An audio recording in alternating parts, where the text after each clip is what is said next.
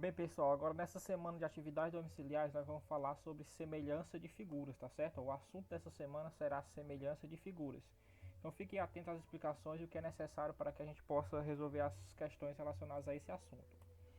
O que é que vai ser uma figura semelhante, né? Figuras semelhantes são aquelas que possuem ângulos correspondentes semelhantes e lados correspondentes proporcionais. Então aqui eu tenho que analisar essas duas situações aqui, ó, que eu vou grifar aqui para vocês, ó. Ângulos correspondentes semelhantes e lados correspondentes proporcionais.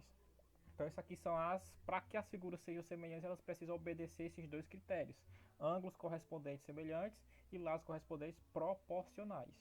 Para isso, para que esses lados, né, correspondentes sejam proporcionais, todos os lados correspondentes eles vão ter que ter o mesmo valor, que é a chamada razão de semelhança. Então, para que eles sejam, os lados sejam proporcionais, né, os lados correspondentes, eles vão ter que ter essa razão de semelhança em todos os lados que são correspondentes. E o que é que vai ser essa razão de semelhança? É o resultado da divisão entre as medidas de um lado da primeira figura e o lado correspondente a ele da segunda figura. Então, eu vou ter que pegar aqui um lado da primeira figura com o lado correspondente na segunda figura. E a razão entre esses dois, né, a divisão desses dois números, é que é chamada de razão de semelhança. E isso vale apenas para as figuras que são semelhantes. E todos os lados correspondentes têm que ter essa mesma razão de semelhança numa determinada figura. Certo? Então, vamos ver aqui o exemplo 1. Eu tenho aqui dois triângulos, A, B e C, A', B' e C'. Perceba que os ângulos aqui, né, eles são semelhantes, ó. Tanto no primeiro triângulo quanto no segundo triângulo, os ângulos são iguais, né? Significa que eles são semelhantes. Então, o primeiro critério, que é que os ângulos correspondentes sejam semelhantes, já foi obedecido. 80, 80, 60, 60, 40 e 40. Então, os ângulos já são semelhantes. Vamos só ver se os lados correspondentes, eles também vão ter a mesma razão de semelhança. Se eles tiverem a mesma razão de semelhança, eles também são, esses triângulos são semelhantes, tá certo? Então, como assim? Esse 2, por exemplo, ele é correspondente a quem na outra figura? Aqui ele está no lado A, B. Então, o seu correspondente vai estar no lado A', B'. Então, o seu correspondente aqui vai ser 4. Então, se eu pegar esses dois aqui e fizer uma divisão entre eles, o 2 da primeira figura dividido pelo 4 da segunda figura, certo? 2 dividido para 4 vai dar o que? 2 dividido para 4 vai dar exatamente 0,5. Né? Eu posso simplificar apenas por 2, dividir o 2 por 2 e o 4 por 2. Vai dar uma razão de semelhança de... Vamos deixar aqui na forma de fração, né? Que é melhor. Então, se eu pegar aqui e dividir o número de cima, o 2 por 2, vai dar 1. E se eu dividir o 4 por 2, vai dar 2.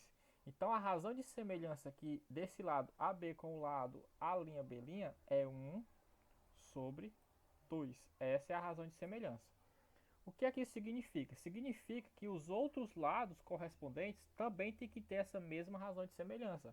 Por exemplo, esse 3, quem é correspondente a esse 3? Ele está no lado A, C. Então, o seu correspondente está no lado A', C'.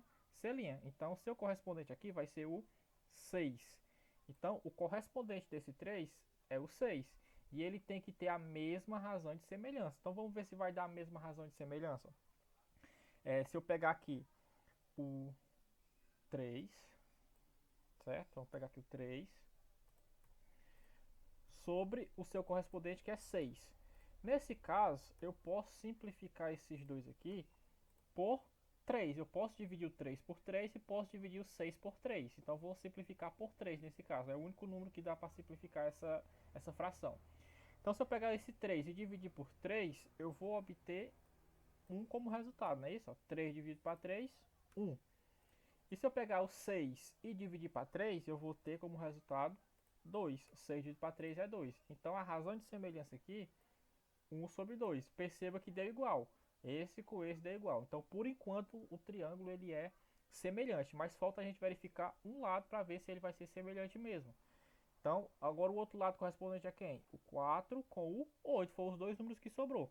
Então, eu vou verificar se esses dois aqui, se esse 4 com esse 8, ele vai ter a mesma razão de semelhança. Se ele tiver, esses dois triângulos são semelhantes, porque a gente já viu que os ângulos já são semelhantes e que os lados, por enquanto, estão sendo proporcionais. Então, vamos ver se a divisão desses dois também vai dar o mesmo resultado.